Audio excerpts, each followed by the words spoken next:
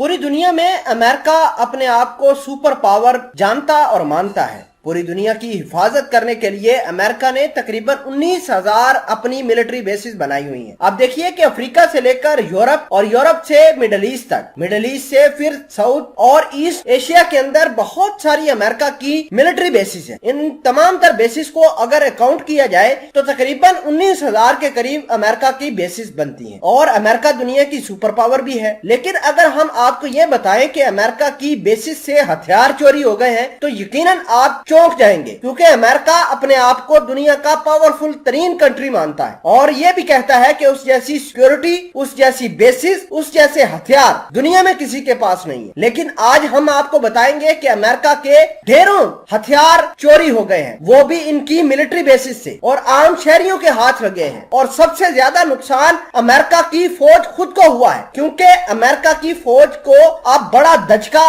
लगने वाला है, क्योंकि पेंटागन ने कहा है कि कांग्रेस के अंदर वो बिल लेकर आएंगे ताकि अपने वेपन्स को मजीद सिक्योर बना सके। मामलात की तह तक जाएंगे और आपको खबर की असल हकीकत बताएंगे। छोटी सी गुजारिश है कि आप दोस्त हमारे चैनल को सब्सक्राइब कर लें ताकि हसनात टीवी की एक एक वीडियो आप तक बर वक्त पहुंचती रहे। सबसे पहले ये बात समझनी चाहिए कि अमेरिका के हथियार कहां से गायब हुए। तो मिडिल ईस्ट के अंदर बहुत सारी अमेरिका की बेसिस है, वहां से गायब हुए। दूसरी जानब अफगानिस्तान के तालिबानों के पास जो हथियार हैं वो ज्यादातर अमेरिकी हैं। पेंटागन की एक रिपोर्ट ने इस बात का दावा किया है कि सिर्फ पिछले 2 सालों के अंदर अमेरिका की फौज के तकरीबन 2000 शॉर्ट गन्स और mini machine guns middle east और अफगानिस्तान के अंदर गायब हो गए हैं। और अमेरिका की रिपोर्ट के अंदर यह भी कहा गया है कि ये सिर्फ और सिर्फ सिक्योरिटी कैमरास की नाकामी, गार्ड्स की नेग्लिजेंस और सिक्योरिटी फोर्सेस की जो गफलत है उसकी वजह से गायब हो गए। और अमेरिका को इस वजह से बड़ा धचका लगा है। यही नहीं कि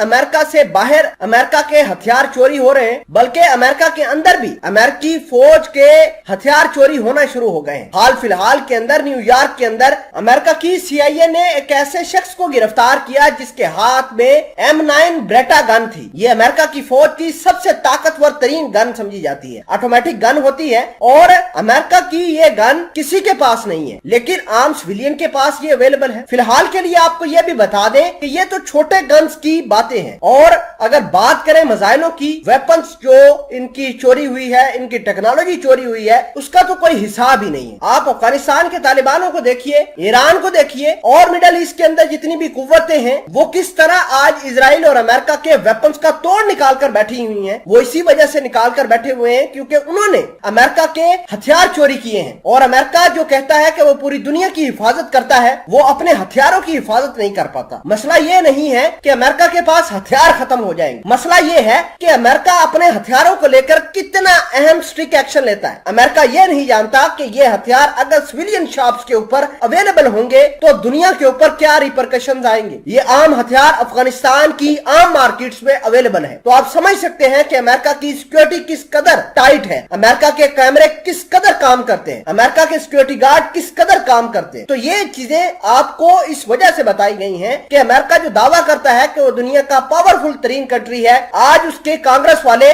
बिल ला रहे हैं और बिल के अंदर अमेरिका की फौज के ऊपर यह पाबंदी लगाई जाएगी कि आइंदा के बाद कोई भी हथियार चोरी हुआ तो उसकी प्रॉपर इन्वेस्टिगेशन होगी, वो कहां गया, कौन उठाकर ले गया और किसकी गफलत थी, और मुलजिमों को इसकी सजा भी दी जाएगी।